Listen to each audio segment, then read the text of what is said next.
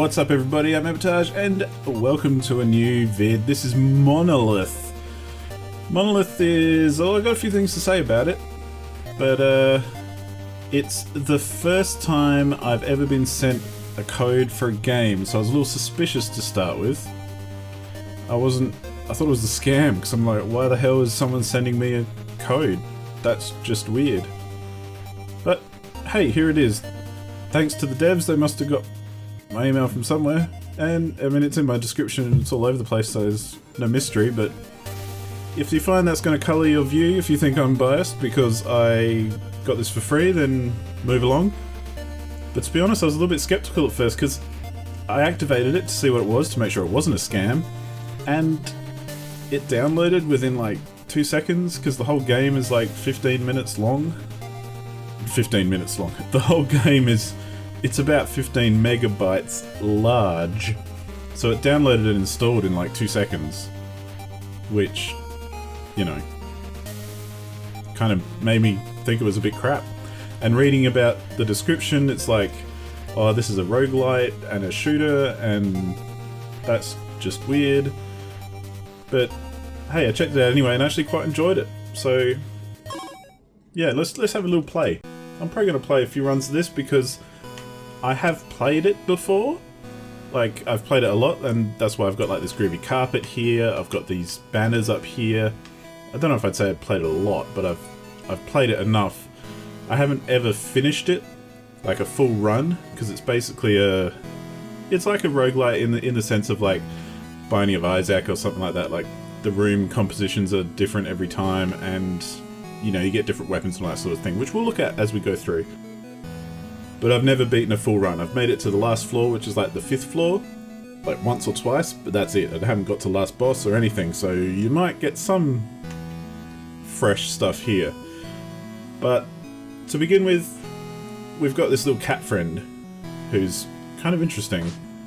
We can get advice, gossip, or we can shop to buy some upgrades. But he says stuff like, I got killed by a portal on my last run, or in a room with a portal, or there was something to do with portals, so he's going to talk about portals in this one. But he just tells you little things, and he's the one who gives you this, he gives you the carpet and things. I haven't actually ever seen this little safe before, so I'm not sure what that's about. But he gives you gossip, talking about different enemies and things. Don't really know. It's very abstract in that sense, like I still haven't figured out what the hell's going on with that dude. But there is this shop where we can buy, you can see I've got a currency just there, 6,000 or so. And I've bought a couple of things. I've bought consecrated weapons and deep freeze bombs. Basically these will show up in the game, they're not like unlocks from the get-go, but it unlocks this modifier for weapons. So it means they'll be more powerful against the undead, or you can get other ones which are like more harm to constructs, but you can see this will cost 40,000 whatever currency. And I've only got 6,000 at the moment because I bought these. And yeah, so that's the shop and everything, but let's get into it and have a little game. You basically go through floor to floor, and it's a twin sticky thing that, you know, basic twin stick controls. You shoot around like this, you can dash, and there's a bomb as well, which I won't use, but the bomb is more like a bullet clear. So it's kind of like Enter the Gungeon in that sense, where you use the bombs more to just, you know, like you would a blank in Into the Gungeon, to get out of trouble and that sort of thing. So you can see the enemies are pretty cool as far as, I like the design. This will give us an upgraded weapon, but I tend to leave that until the end of the level before I'm going to face the boss, because once I shoot this, and it'll pop out some weapons, but then if I leave the room, I'll lose those weapons. So I tend to leave it till the end of the first floor at least. Just to, I don't know, just so I don't waste it, because those weapons that you unlock and upgrade they have limited ammo. So you don't want to waste it all at once kind of thing. It's a bit of a, you know, try and conserve what you can. But you can see it gets a bit bullet helly at times, like obviously this is first floor, so these enemies are pretty basic. But the other cool thing that I really like is the map, where you get to the map here, but then you can just teleport to any room that you've already visited. which is very cool. It just saves like trudging back. Especially if you're playing like, you know, I've already seen that those weapons are there to be unlocked, but I don't really want to unlock them yet, so rather than having to trudge all the way back at the end of the level, that was some bad damage, I can just teleport straight back there and be done with it. But I do like the art style and how all these enemies are kind of, there's a demonic sense to it all. Because, you know, there's like skulls and ghosts and things, and this weird guy who runs the shop. What can we get here? Increase max ammo, 1 deep freeze bomb, or recover an HP. And I've only got 698 gold, so we won't get anything right now.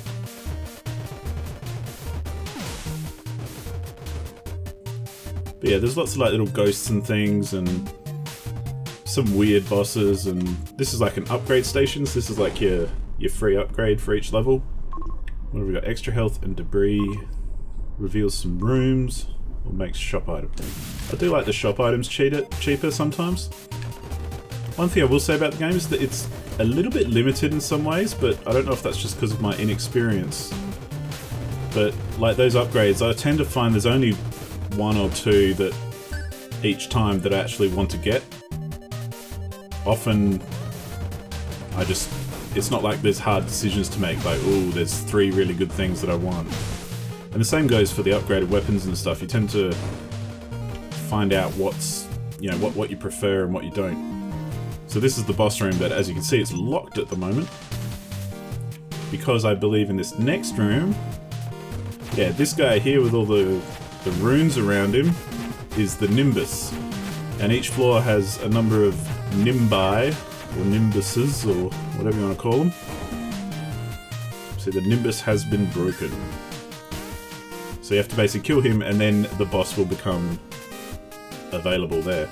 But we won't do that yet, because we'll finish off a floor.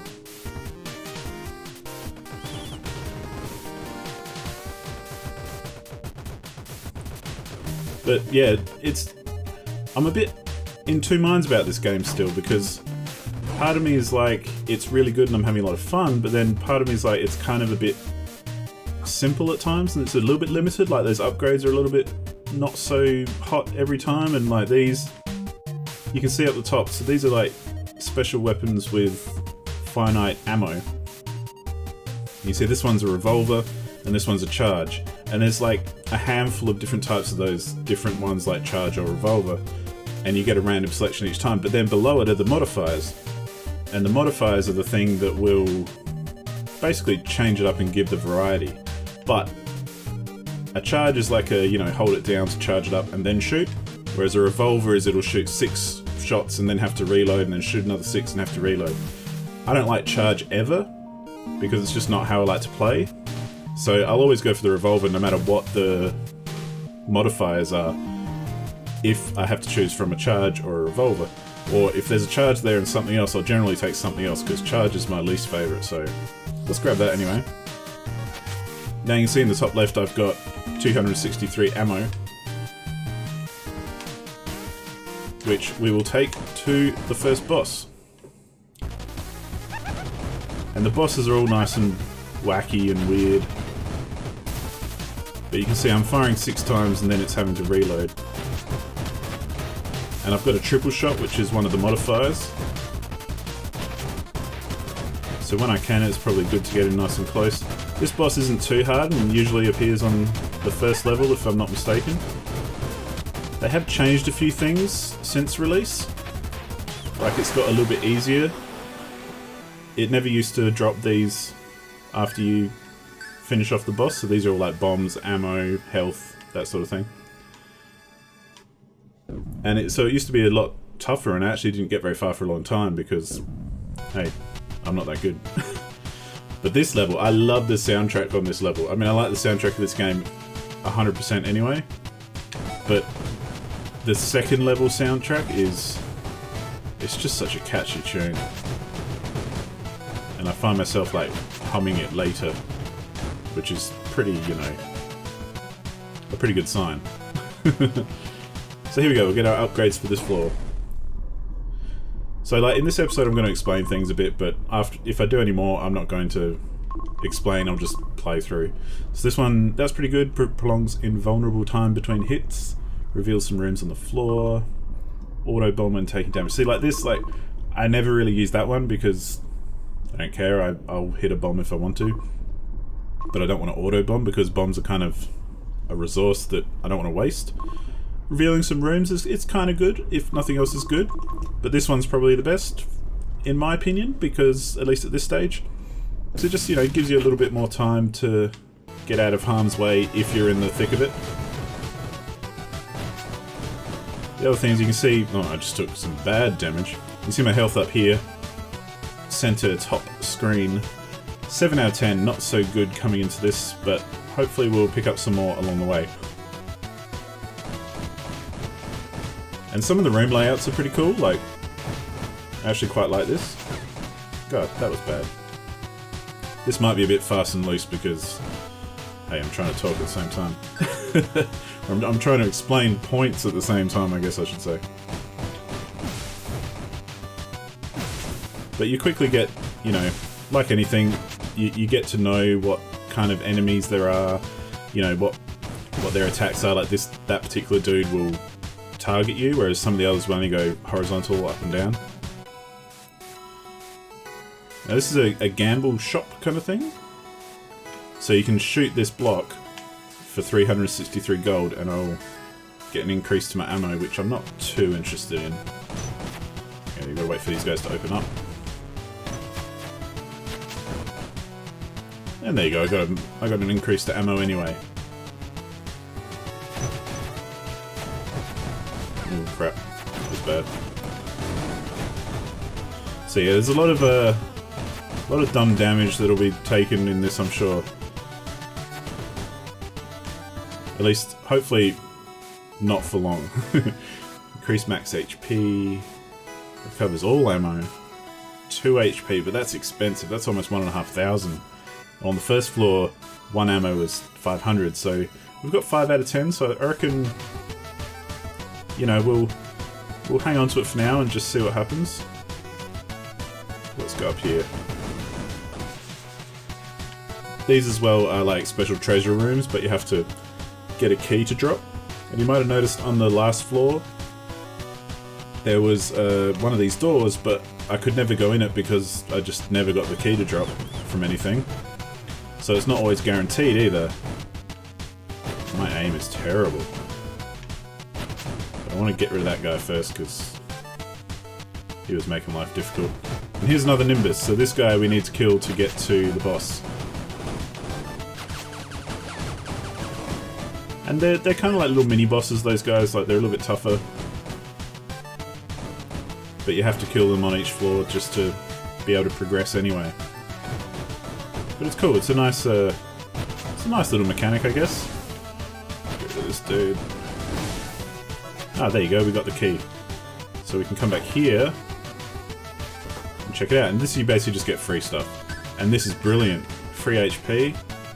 Fantastic. Now I'm really glad we didn't buy that HP in the shop. This room's fairly straightforward. I never like saying that though, because then I'll end up getting hit.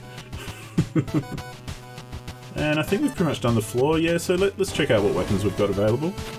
So we've got a fireball, which is really good. You can see a shotgun, it shoots in bursts of pellets, and also it slows enemies on hit, so that's kind of nice. And a charge, see, I don't want the charge anyway, no matter what modifiers it comes with.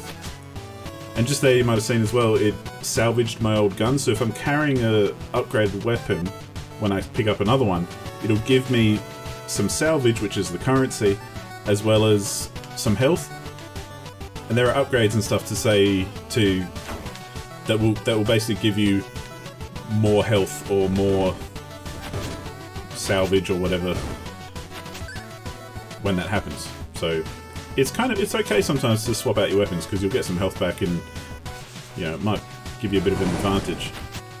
So you can see this gun with the fireball, it's blue because it's got the slowing effect, it chills enemies, but it's shooting like a cluster of little bullets at the same time, each time I shoot. Okay, this guy is hard. He always freaking kills me. Because he's got all these ads. And a lot of bullet hell. So you may see some bombs go off here. If I get desperate. Oh, like there. And in a lot of these bosses, I'm spending more time just trying to avoid damage than actually aim. So if my aim is completely off, that'll be why. But I've already lost like 4 health just in this fight. Because I hate this dude.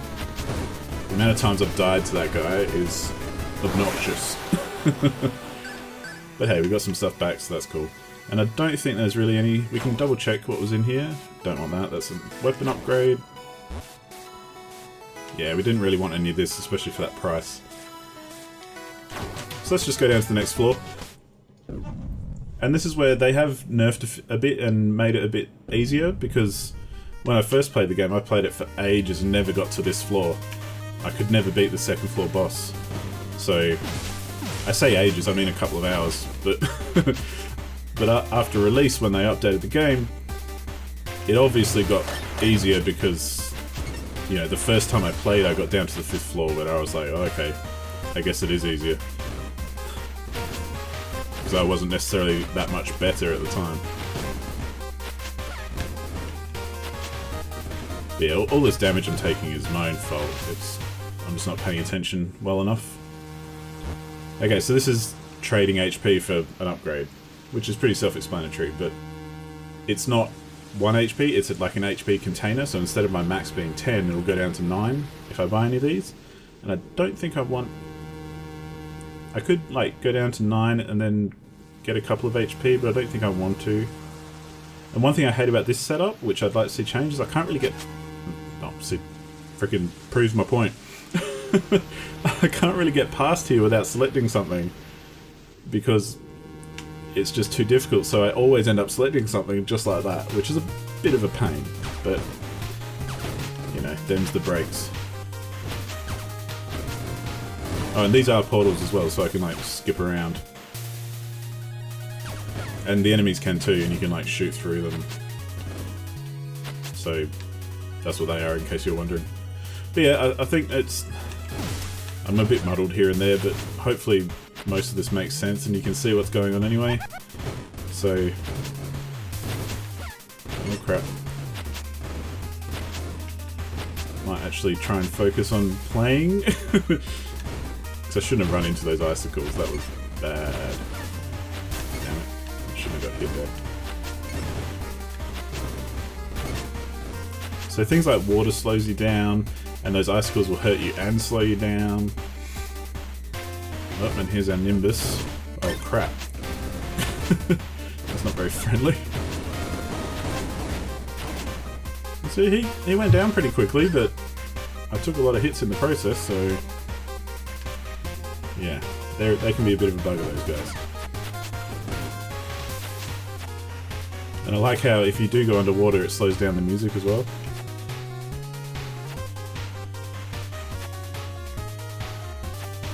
Which is a, yeah, nice touch. And there's a lot of nice touches in this game like that, which I enjoy. There's another Nimbus, so we obviously needed to kill 2 Nimbi to get... I'm going to call them Nimbi because I think it's stupid. To get to the boss room. Because basically, as you go down, the more stuff you have to kill before you can progress. This is a really bad position to be in. Yes, that was actually quite a good dodge, if I say so myself. There's our boss room.